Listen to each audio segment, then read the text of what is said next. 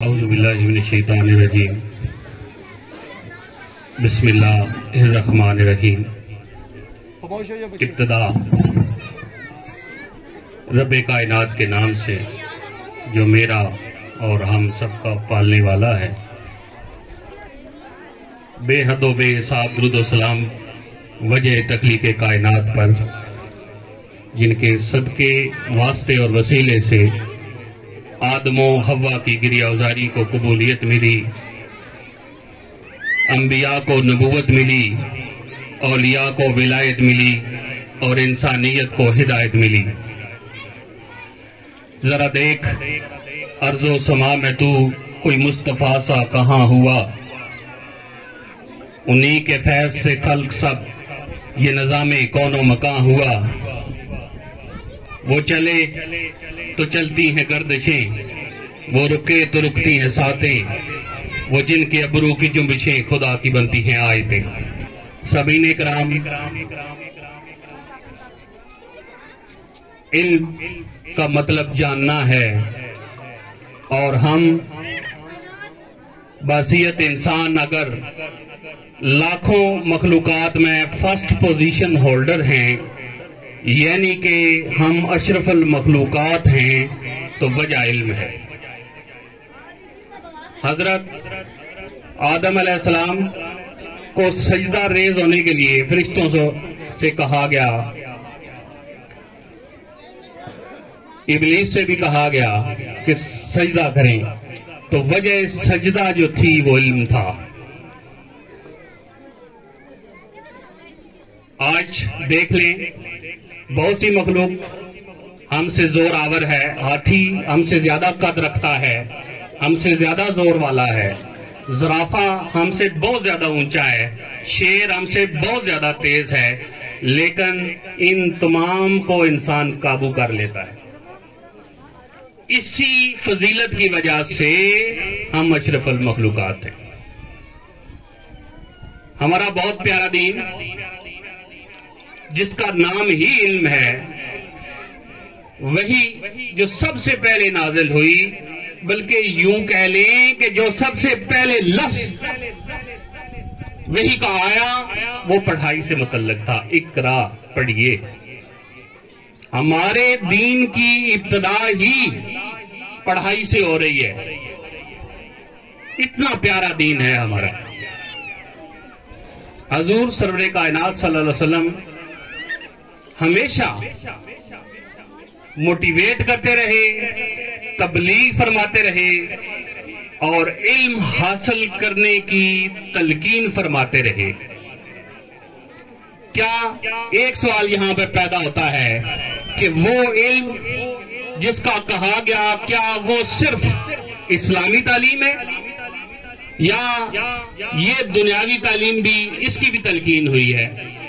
ہمیں یہ بھی کلیئر کر لینا چاہیے کہ صرف اور صرف اسلامی تعلیم کی تلقین نہیں ہوئی، بلکہ ان اداروں میں جو سائنس کی تعلیم دی جا رہی ہے، جو لکھنا سکھایا جا رہا ہے، جو پڑھنا سکھایا جا رہا ہے، اس کی بھی تلقین کی گئی ہے۔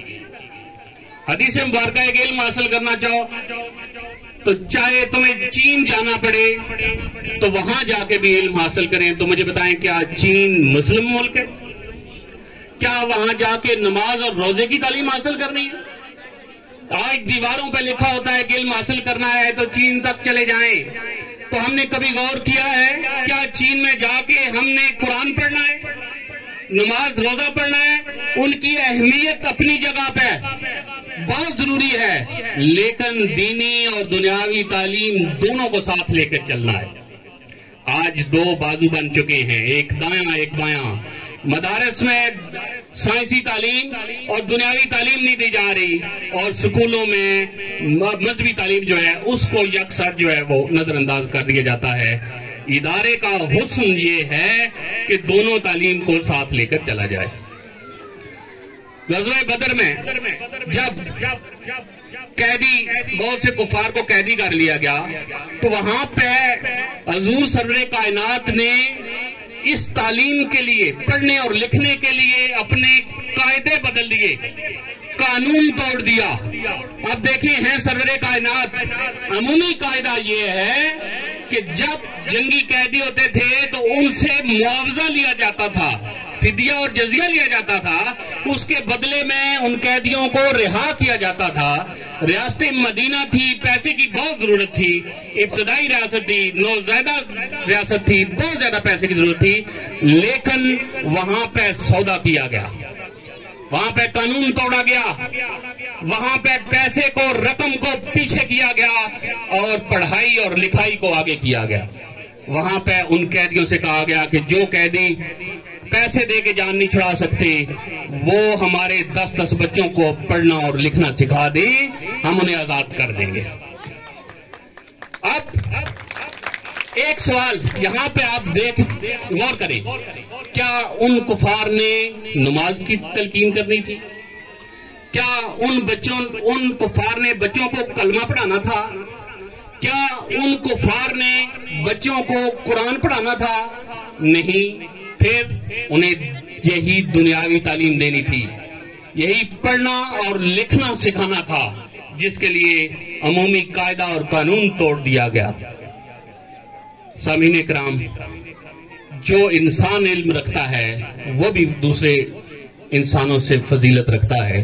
وہیں پہ ہم دیہاتی لوگ ہیں. میں آپ کو سادہ مثالیں دیتا ہوں. انسانوں کو تو چھوڑ دیں، جانور بھی دوسروں کی نسبت جو جانتا ہے نا، علم رکھتا ہے، اسے بھی فضیلت ہے اپنی سپیشیز کے لحاظ سے. مثال کے طور پر کتا دیکھ لیں، ایک نجس اور حرام جانور سمجھتے ہیں ہم. اب اس کتے کو ہم گندا سمجھتے ہیں، ہاتھ لگا دیں تو ہاتھ دھوتے رہتے ہیں، ناپاک ہے. لیکن آپ کو بتاتا چلوں کہ ایسا کتا جو شکار کرنا جانتا ہو، جو شکاری کتا ہو، اس کو کچھ قوانین کے تحت کچھ چیزوں کو خیال رکھ کے چھوڑا جائے شکار پہ تو اس کا کیا ہوا شکار کھانا بھی جائز ہے. عام کتے کا شکار کھانا جائز نہیں، لیکن کچھ چیزوں کا خیال رکھ کے اگر شکاری کتے کو چھوڑا جائے اور اس کا شکار جائز ہے، کھا سکتے. کیوں؟ یہ اعزاز حاصل ہے، وجہ جاننا ہے. وہ علم رکھتا ہے شکار کرنے کا. کیا کرتا ہے؟ وہ جانتا ہے شکار کیسے کرنا ہے، علم رکھتا ہے. علم رکھنے کی وجہ سے دوسرے کتوں سے اسے ممتاز کر دیا گیا. اس سے نیچے آ رہے مکھی. اب جاننا اور نہ جاننا، ایک مکھی ہمارے گھروں میں ہے جو جاننے والے نہیں ہوتے، علم والے نہیں ہوتے، معاشرے پہ وہ بوجھ ہوتے ہیں. ایک ہمارے گھروں میں مکھیاں پائی جاتی ہیں جو کہ ایک تعداد سے بڑھ جائیں تو ہم انہیں مارنے پہ درپے ہو جاتے ہیں. ہم سپرے ڈھونڈتے ہیں کہ ان مکھیوں کو ماریں، ختم کریں، جبکہ ایک مکھی ہے جو جاننے والی ہے، شہد کی مکھی. وہ علم رکھتی ہے کن پھولوں کا رس لینا ہے، کیسے سٹور کرنا ہے. اس مکھی کو ڈھونڈ ڈھونڈ کے ہم فارمز پہ پرورش کرتے ہیں، جبکہ جو مکھی علم نہیں رکھتی، جانتی نہیں ہے، اسے ہم تلف کرنے کے درپے ہیں. یعنی جو جاندار اور پرندہ، حتیٰ کہ اشراط الارض میں سے بھی کوئی علم رکھتا ہے، کوئی جانتا ہے، تو اپنی سپیشیز میں اسے فضیلت حاصل ہے. یہ جاننا، یہ علم ایسی چیز ہے. قرآن پاک اٹھا لیں، ایک واقعہ ہے چیونٹی کا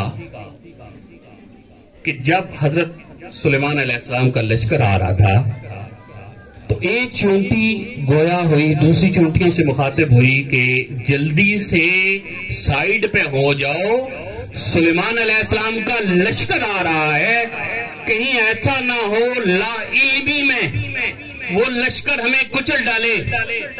اب تھی تو وہ چونٹی، لیکن علم رکھتی تھی، یہ علم رکھتی تھی کہ نبی کبھی بھی جان بوجھ کر کسی بھی جاندار کو کچلتا نہیں ہے. اس لیے اس نے یہ لفظ بولا کہ سائیڈ پہ ہو جاؤ، کہیں ایسا نہ ہو کہ لشکر کچل ڈالے، لا علمی میں کچل ڈالے. اس چیونٹی کے اس علم پر آج اسے یہ اعزاز حاصل ہے کہ قرآن پاک میں جہاں انبیاء کے ناموں کی صورتیں ہیں وہاں ایک صورت اس چونٹی کے نام پر بھی ہے جسے سورہ نمل کہتے ہیں۔ سامعین کرام، چونٹی بھی علم رکھتی ہو تو اس کے نام کی صورت قرآن میں، تو پھر ہم کیوں نہ یہ تعلیم حاصل کریں، ہم کیوں نہ علم حاصل کریں؟ کیونکہ جاننے والے اور نہ جاننے والے برابر نہیں ہیں۔ آج کیوں نہ ہم اپنے بچوں کو تعلیم دلوائیں جس کی بار بار تلقین کی گئی۔ سامعین کرام، ایک مفکر کا ایک قول میں پڑھ رہا تھا کہ کوئی بھی شخص اپنے مستقبل کو نہیں بدل سکتا، انسان اپنے مستقبل کو نہیں بدل سکتا، اس کو چینج نہیں کر سکتا۔ ہاں، انسان اپنی عادتوں کو بدل سکتا ہے اور پھر وہ عادتیں اس کے مستقبل کو بدل سکتی ہیں۔ اب ہم نے تعلیم حاصل کرنی ہے۔ ایک چیز جس کا میں نے زندگی بھر بہت نقصان اٹھایا، بڑی مار کھائی ہے، میں چاہتا ہوں کہ آج میرے بیٹے، میری بیٹیاں، میری بہنیں آج وہ مار نہ کھائیں۔ وہ کیا ہے؟ وہ ہے پنکچویلٹی، وقت کی قدر۔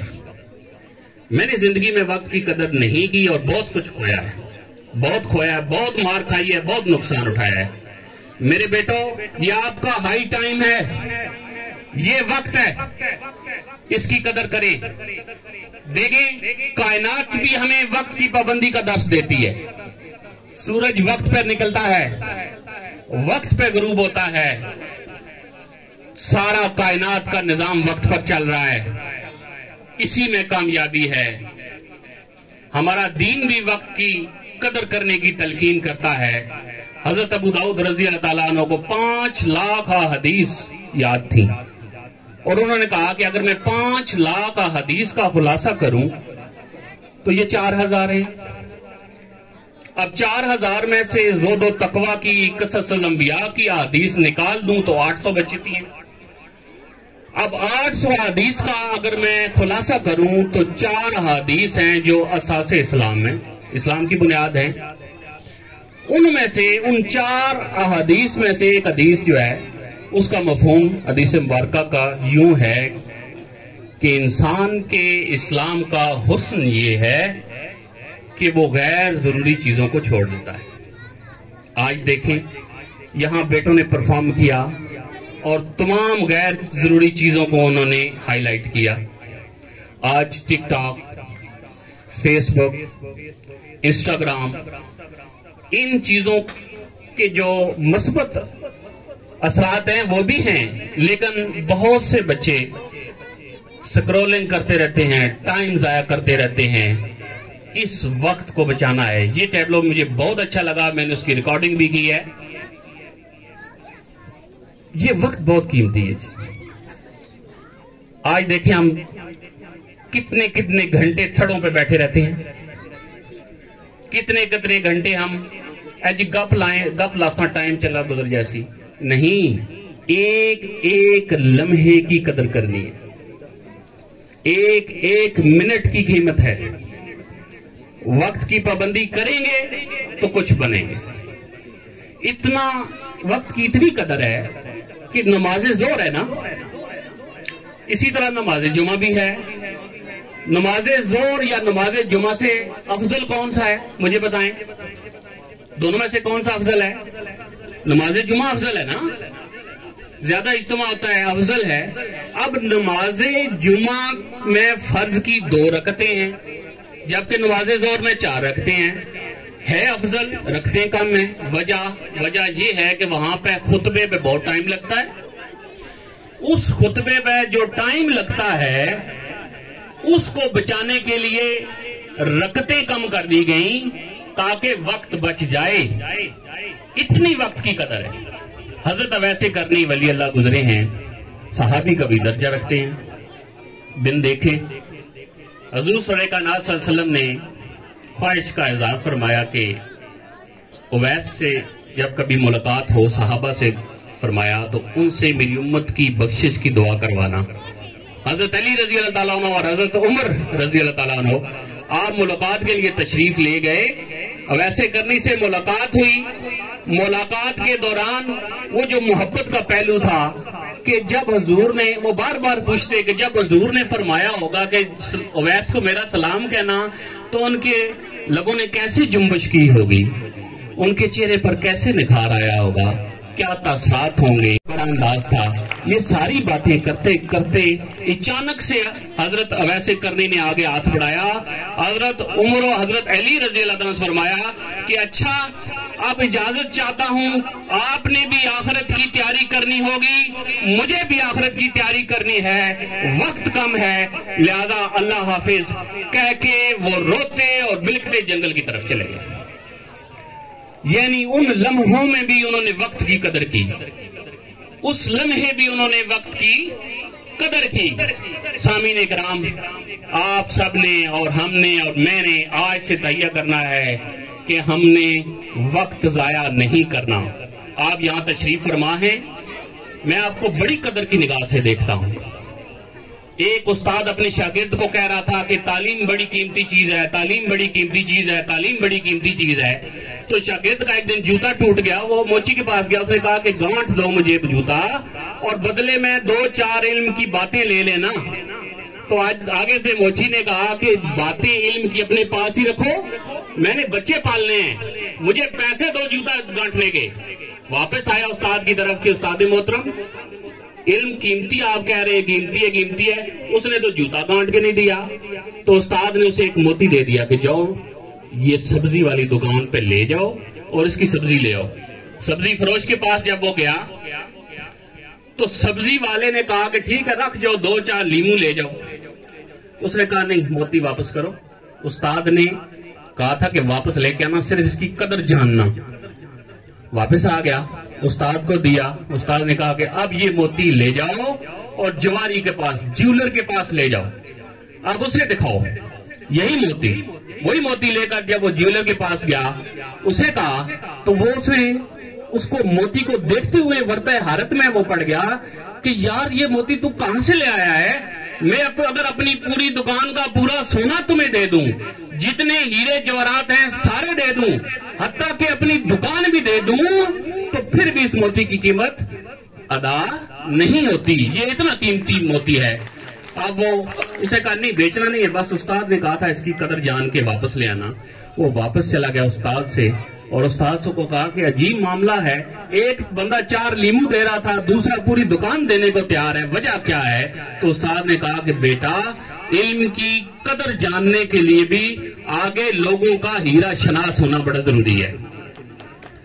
آپ لوگ صبح سے یہاں پہ تشریف فرما ہیں، اپنے کام کاج آپ لوگوں نے چھوڑے، اپنی مصروفیت چھوڑی، یہاں پہ آئے، علم کی بزم میں آئے، اس پروگرام میں آئے، اپنے بچوں کی حوصلہ افزائی کرنے کے لیے آئے۔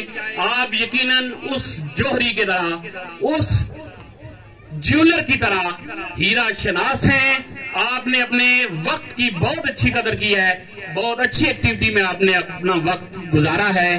ہمیں بھی یہ سعادت حاصل ہوئی ہے کہ اس علمی محفل میں اور ان بچوں کی حوصلہ افزائی کرنے کے لیے ہم یہاں تشریف لائے ہیں۔ میں اپنے بھائی چودھری قاسم کو بہت بہت مبارکباد پیش کرتا ہوں، بڑے اچھے انداز سے انہوں نے پروگرام جو ہے وہ منعقد کیا۔